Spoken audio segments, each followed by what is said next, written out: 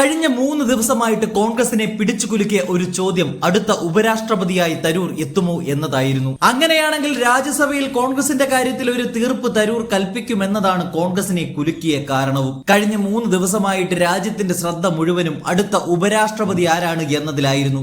അതിനപ്പുറത്ത് എന്തുകൊണ്ട് ജഗദീപ് ഠാക്കറെ പുറത്തേക്കെറിഞ്ഞു? ബ്രിട്ടനിലേക്ക് പറക്കും മുൻപ് രാജ്നാഥ് സിംഗിനൊപ്പം ചേർന്ന് മോദി ഭീഷണിപ്പെടുത്തിയത് കൊണ്ടാണ് ഇത്തരമൊരു അവസ്ഥയിലേക്ക് കാര്യങ്ങൾ എത്തിയത് എന്നാണ് പരക്കെ കേൾക്കാൻ സാധിക്കുന്നത്. എന്നാൽ ഇവിടെയൊക്കെ ഉയർന്നു കേട്ട പേരുകളിൽ ഒന്ന് കോൺഗ്രസിനോട് ഇടഞ്ഞു നിൽക്കുന്ന തരൂർ ഉപരാഷ്ട്രപതിയാകും എന്നതായിരുന്നു. പക്ഷേ UK-യിൽ നിന്ന് വീണ്ടും മോദിയുടെ അന്തിമ തീരുമാനം വന്നു എന്ന് പറഞ്ഞാൽ മതിയല്ലോ. ഇതോടെ കോൺഗ്രസ് ക്യാമ്പുകളിൽ ആഹ്ലാദ തിമിർപ്പാണ്. തരൂരിന് മുന്നിൽ കേന്ദ്രം വാതിൽ കൊട്ടിയടച്ചിരിക്കുകയാണ്.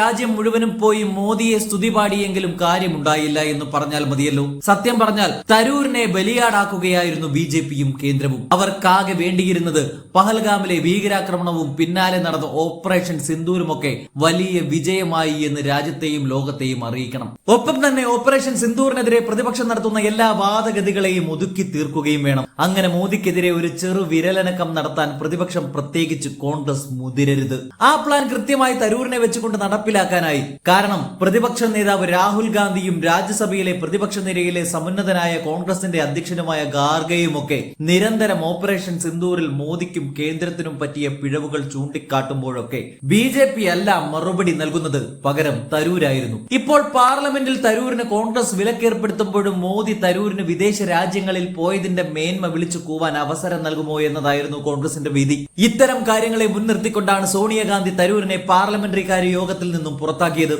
ഉണ്ണിത്താൻ പറഞ്ഞതുപോലെ മോദിക്കെതിരെ എടുക്കുന്ന തീരുമാനത്തിന്റെ രഹസ്യം പുറത്താക്കും, അതുകൊണ്ടാണ് തരൂരിനെ അടുപ്പിക്കാത്തത് എന്നാണ്. പക്ഷേ അവിടെയൊക്കെ കോൺഗ്രസിന്റെ MP കുപ്പായത്തിനപ്പുറത്ത് മറ്റെന്തെങ്കിലും എല്ലിൻ കഷ്ണം കിട്ടിയാലോ എന്ന് കരുതിയാണ് തരൂർ മോദി സ്തുതി പാടിയത്. പക്ഷെ കാര്യം കഴിഞ്ഞപ്പോൾ കറിവേപ്പിലയുടെ സ്ഥാനം പോലും തരൂരിനില്ല എന്ന് വേണം മനസ്സിലാക്കാൻ.